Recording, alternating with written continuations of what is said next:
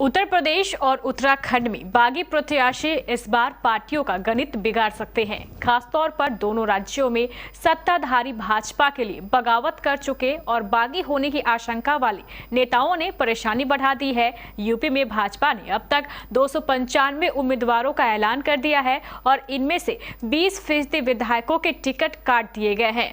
अब पार्टी को इन विधायकों के बागी होने का डर सता रहा है। तो वहीं उत्तराखंड में पार्टी से बगावत कर मैदान में उतरे बागियों ने चिंता बढ़ा रखी है। उत्तर प्रदेश के योगी आदित्यनाथ सरकार राज्य के 34 साल के इतिहास को बदलकर फिर से सत्ता पर काबिज होने की कोशिश में है, लेकिन पार्टी के बागियों के भाजपा का ये सपना टूट भी सकता है। दरअसल भारतीय जनता पार्टी ने उत्तर प्रदेश विधानसभा चुनाव के लिए 295 सीटों पर अपने प्रत्याशियों के नाम की घोषणा कर दी है। पार्टी ने 20% सीटों पर अपने प्रत्याशी बदल दिए। कहा जा रहा है कि पार्टी ने पहले 30 से 40% विधायकों के टिकट काटने की योजना बनाई थी, लेकिन स्वामी प्रसाद मौर्य, दारा सिंह चौहान, धर्म सिंह सैनी समेत कई मंत्रियों विधायकों के पार्टी छोड़ने के कारण उसने अपने आंकड़े को आधा कर दिया।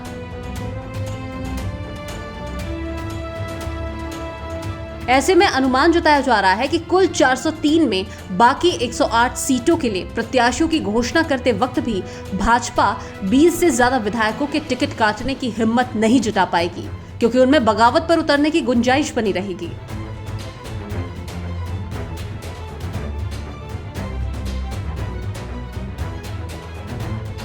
दरअसल जिन बड़े चेहरों ने बीजेपी से बगावत करके समाजवादी पार्टी का दामन थामा है, उनमें ज्यादातर को भनक लग गई थी कि इस बार टिकट नहीं मिलने वाला है।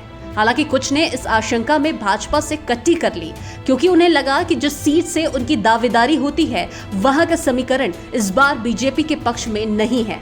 ऐसे में बड़ा सवाल उठता है कि क्या बीजेपी जिन विधायकों का टिकट काट रही है वो बागी हो गए? तो पिछले 34 वर्षों में यूपी में हो रहे सत्ता परिवर्तन की परंपरा तोड़ने में बीजेपी नाकाम हो सकती है।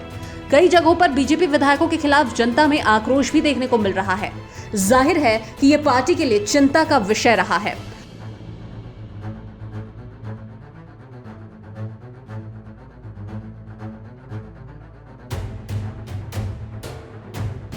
उत्तर प्रदेश में 2012 के निकाय चुनाव में भी बागियों ने बीजेपी को झटका दिया। तब बीजेपी ने मेयर की सीट जीतकर अपना दबदबा तो साबित कर दिया था, मगर नगर निगम सदन में बहुमत नहीं मिल पाई थी।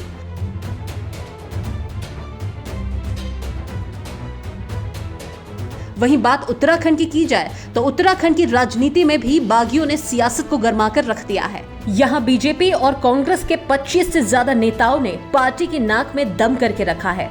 कुछ बागी तो ऐसे हैं जो कांग्रेस और बीजेपी के बड़े बड़े नेताओं को चुनौती दे रहे हैं।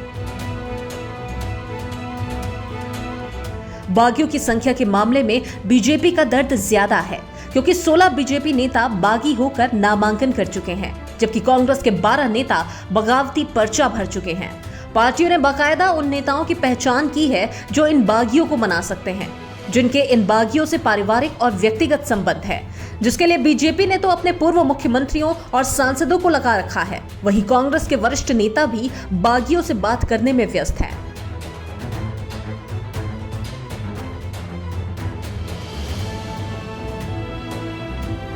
उत्तराखंड में एक ही चरण में 14 फरवरी को मतदान होना है। ऐसे में पार्टियों की कोशिश है कि इससे पहले ही बागियों को मना लिया जाए। बागी मान गए तो ठीक, लेकिन अगर मैदान में डटे रहे तो नुकसान तय है।